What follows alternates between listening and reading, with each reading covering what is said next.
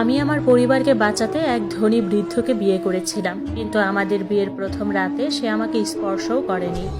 অন্ধকার ঘরে বসে শুধু বলেছিল, ঘুমাও, আমি তোমাকে দেখতে চাই। কথাগুলো যেভাবে বলেছিল তাতে আমার সারা শরীর কেঁপে উঠেছিল।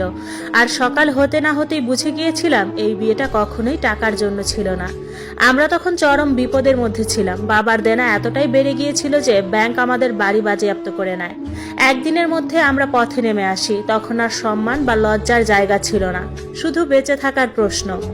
ঠিক তখনই এক দূরসম্পর্কের আত্মীয় সামনে আসে। প্রায় 70 বছরের একজন লোক, তার স্ত্রী বহু বছর আগে মারা গিয়েছিল। সে বলল বাবার দেনার একটা বড় অংশ শোধ করে দেবে, আমাদের থাকার জন্য একটা বাড়ির ব্যবস্থা করবে, এমনকি বাবার চিকিৎসার খরচও বহন করবে।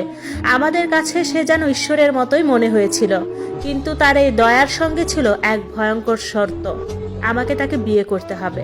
একজন তরুণীর কাছে এর চেয়ে অসহ্য আর কি হতে পারে। তবুও আমি রাজি হলাম, বাবার জন্য, পরিবারের জন্য। নিজেকে বোঝালাম সে অনেক বয়স্ক, বেশি দিন বাঁচবে না, অন্তত সবাই নিরাপদ থাকবে। বিয়ের প্রথম রাতে আমি ভয়ে জমে গিয়েছিলাম। বিছানার ধারে বসে হাঁটু বুকের কাছে টেনে ধরেছিলাম।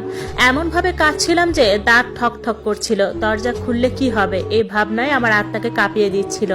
তারপর দরজা খুলল। সে ধীরে ধীরে ভেতরে ঢুকলো। ভারী পায়ের শব্দ, মুখে এক অদ্ভুত শূন্য দৃষ্টি, আর হাতে একটা চেয়ার। সে চেয়ারটা বিছানার পাশে রেখে বসে পড়লো এবং একেবারে স্বাভাবিক ভঙ্গিতে নরম স্বরে বলল, আজ রাতে আমাদের মধ্যে কিছুই হবে না, তুমি ঘুমাও। আমি কাঁপা গলায় বললাম, আর আপনি আপনি এখানে ঘুমাবেন? সে বলল, না, আমি শুধু তোমাকে ঘুমাতে দেখতে চাই। মনে হলো যেন আমার শরীরের রক্ত জমে গেছে। এর মানে কি? সে কি পাগল নাকি কোনো বিকৃত মানসিকতার মানুষ? কিন্তু আমি ভীষণ ক্লান্ত ছিলাম। জানতাম সকালে বাবার সামনে স্বাভাবিক থাকতে হবে, তাই বিয়ের কাপড় না বদলিয়েই শুয়ে পড়লাম। সকালে উঠে দেখি সে নেই। পরের রাতেও একই ঘটনা। সে চেয়ার নিয়ে বসে আছে, নীরবে বসে থাকে, চোখ না সরিয়ে আমার দিকে তাকিয়ে থাকে, যেন আমি কখন ঘুমিয়ে পড়ি সেই অপেক্ষায়। তৃতীয় রাতেও ঠিক তাই, একটুও পরিবর্তন নেই। আমি বিশ্বাস করতে শুরু করলাম আমার স্বামী নিশ্চয়ই মানসিকভাবে অসুস্থ। সে নিশ্চয়ই কোনো ভয়ঙ্কর গোপন রহস্য লুকিয়ে রেখেছে, যার উদ্দেশ্য আমি বুঝতে পারছি না। আর তারপর চতুর্থ রাতে এমন কিছু ঘটলো যা আমাকে পাথরের মতো জমিয়ে দিল। আমি ঘুমাচ্ছিলাম, হঠাৎ পাশে নড়াচড়া টের পেলাম, কানের কাছে ভারী শ্বাসের শব্দ, কর্কশ নিঃশ্বাস। আমি চমকে উঠে চোখ খুললাম।